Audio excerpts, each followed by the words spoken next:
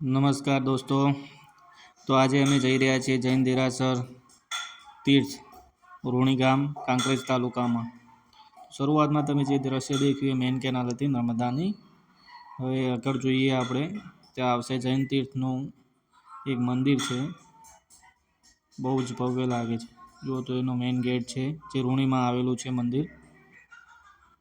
તમારે અહીંયા આવવું હોય તો થરાથી બી ડાયરેક્ટ અવાય છે. આજે અહીંયા કંઈક ડેકોરેશન થઈ રહ્યું છે કે જાણકારી અમે ત્યાંથી મેળવી તો આગલા 3 દિવસ સુધી અહીંયા એક પ્રસંગ છે જ્યાં બધા જ જૈન સાધ્વી મહારાજ અહીંયા ઉપસ્થિત રહેવાના છે. એનું ડેકોરેશન અત્યારે ચાલુ છે. તો આ છે એનું બાજુમાં આવેલી એક સમાધિ છે જૈન મહારાજની. આજે જેને દાન આપ્યા છે તેમના નામ છે અહીંયા. આ સામે જે દેખાય છે ત્યાંથી આપણે જમવા માટેની અહીંયાથી ટિકિટ મળી રહે છે. તો અમે અત્યારે જમવાના પણ છીએ અહીંયા. તો જમવાના ટિકિટના 100 રૂપિયા થાય છે મિત્રો અહીંયા પર ડીશે. બહુ જ રમણીય સ્થળ છે. તમે જ્યારે રૂણીમાં આવો,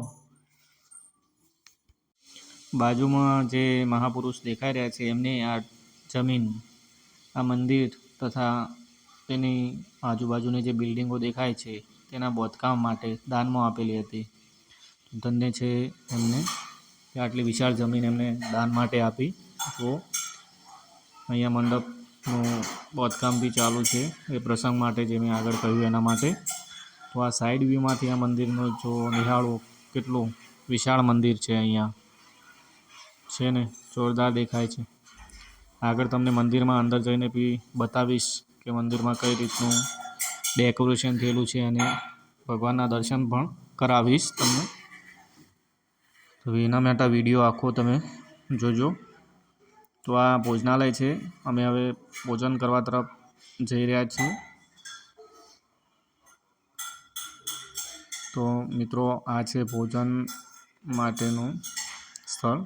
કંઈક કેટલું સ્વચ્છતા અહીંયા દેખાય છે કે જે અહીંયા આપણે કોઈ બી વ્યક્તિ આવે તો અહીંયા જમવાનું ઓલમોસ્ટ તમને મળી જ રહે છે કે જ્યારે બપોરે આવો કે સાંજે આવો. તો આ તો મેનું. હવે અમે બહાર નીકળ્યા છીએ.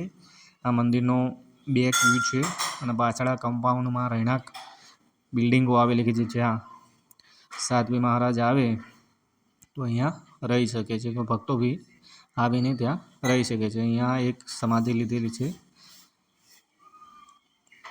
આ સામેથી કોર્નરમાંથી મંદિર દેખાય છે. તો હવે અમે દર્શન કરવા તરફ જઈ રહ્યા છીએ. તો જોજો મિત્રો, આગળ તમને હું દર્શન બી કરાવીશ ભગવાનના.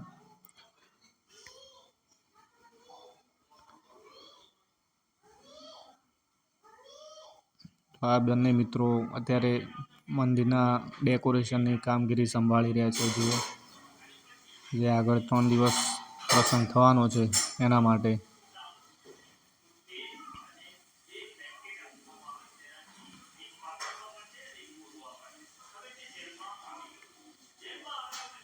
તો આગળ હવે તમને ભગવાનના દર્શન હું કરાવું છું.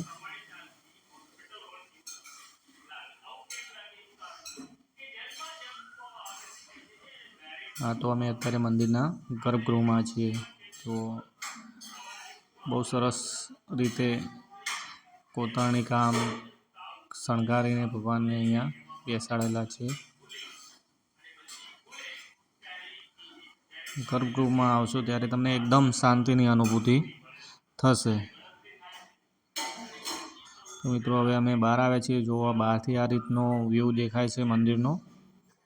તો બહાર તમે આવો ત્યારે આ પ્રકારની તકતીઓ કે જ્યાં અંદર કોટ્સ લખેલા છે, વિચારો કે જે જીવનમાં તમે ઉતારો તો તમારા જીવનમાં નિરંતર શાંતિની અનુભૂતિ થાય છે.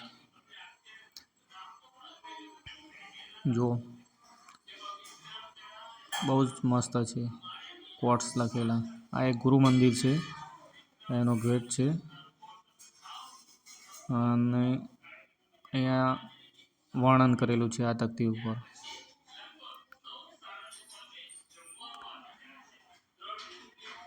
આ એનો મેઇન ગેટ.